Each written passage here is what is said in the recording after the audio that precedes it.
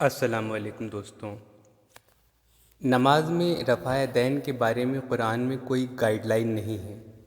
حدیث میں اس بارے میں کافی الگ الگ باتیں ملتی ہیں۔ تو نماز پڑھنے کا صحیح طریقہ کون سا مانا جانا چاہیے؟ دیکھیے، نماز میں پہلے رفع دین یعنی تکبیر اولیٰ کے وقت ہاتھ کندھوں تک اٹھا کر نماز میں داخل ہونا، اس کے علاوہ باقی وقتوں کے رفع دین بھی صحیح احادیث سے ثابت ہیں۔ تو اگر کوئی یہ رفع دین کرے تو بہتر ہی ہے۔ حالانکہ جس طرح سے ہند پاک میں نماز ادا کی جاتی ہے، یہ طریقہ بھی غلط نہیں ہے۔ یہ بھی نبی صلی اللہ علیہ وسلم کی ہی سکھائی ہوئی نماز کا طریقہ ہے۔ احادیث سے ثابت ہے کہ کبھی نبی صلی اللہ علیہ وسلم نے صرف پہلے ہی رفع دین کیے اور باقی نہیں، اور کبھی نماز میں بعد والے رفع دین بھی کیے۔ حدیث کی سب سے پہلی کتاب ملک موطا اگر ہم پڑھتے ہیں تو معلوم چلتا ہے کہ امام مالک رحمۃ اللہ علیہ نے رفع دین پر جو احادیث جمع کیں، ان میں رفع دین کے ایک سے زیادہ طریقے معلوم چلتے ہیں۔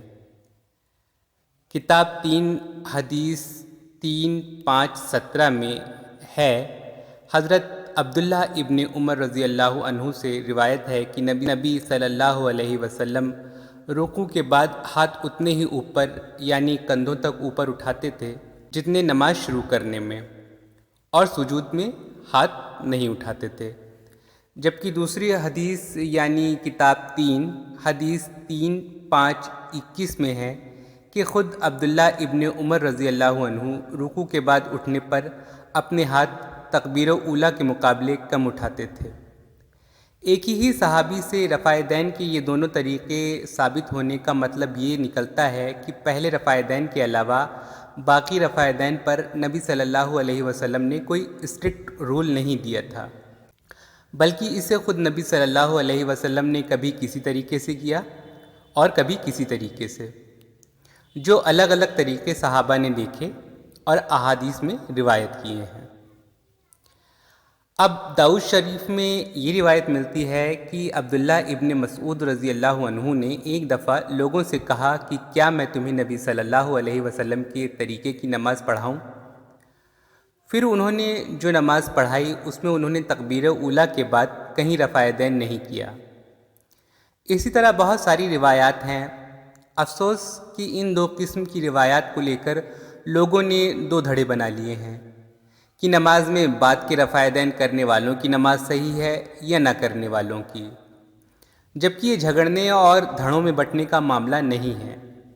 الگ الگ احادیث میں نبی صلی اللہ علیہ وسلم کے حوالے سے رفع دین کے الگ الگ طریقوں سے یہ ثابت ہوا کہ پہلا رفع دین تو نبی صلی اللہ علیہ وسلم کی ہر حدیث میں ایک سا ملتا ہے، یعنی یہ سب سے زیادہ ضروری ہے، اور پہلے رفع دین کے علاوہ باقی رفع دین اختیاری ہیں، کیونکہ انہیں نبی صلی اللہ علیہ وسلم نے ہمیشہ نہیں بلکہ کبھی کیا اور کبھی نہیں بھی کیا ہے۔ تو یہ اختیاری عمل کوئی کرے بہت بہتر، اور کوئی نہ کرے تب بھی اس کی نماز بہتر ڈھنگ سے ہو جائے گی۔ ضرورت اس بات کی ہے کہ رفع دین نہ کرنے والے رفع دین کرنے والوں کی نماز کو قبول کریں، اور اپنی مسجدوں میں ایسے طریقے سے نماز پڑھنے والوں کو آرام سے نماز پڑھنے دینے کی عادت ڈالیں۔ ٹھیک یہی سلوک رفع دین کرنے والے لوگ اپنی مسجدوں میں رفع دین نہ کرنے والوں کے لیے رکھیں، کیونکہ امت میں میل اور اتحاد بنانے کی بڑی ذمہ داری ہر ایک مسلمان پر ہے، صرف ایک فریق پر نہیں۔ شکریہ۔